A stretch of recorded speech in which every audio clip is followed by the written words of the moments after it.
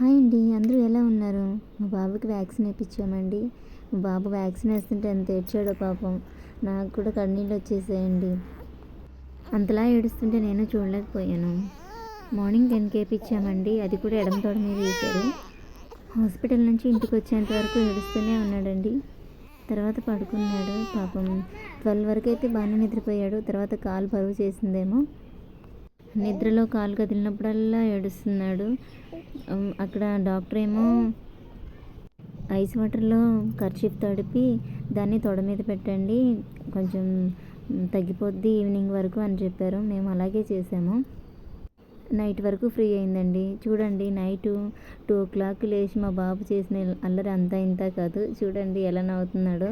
నొప్పి అంతా మాయమైపోయింది. కంపల్సరీ వేయించాలండి. అవి పిల్లల్ని కొన్ని రకాల డిసీజెస్ నుంచి అయితే కాపాడుతాయి. మనం వేయించే వ్యాక్సిన్ కూడా కరెక్ట్ టైంకి వేయించాలండి.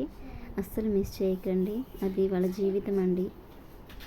వీడియో నచ్చితే ఒక లైక్ చేయండి. సబ్స్క్రైబ్ చేయడం మాత్రం మర్చిపోకండి. Thank you.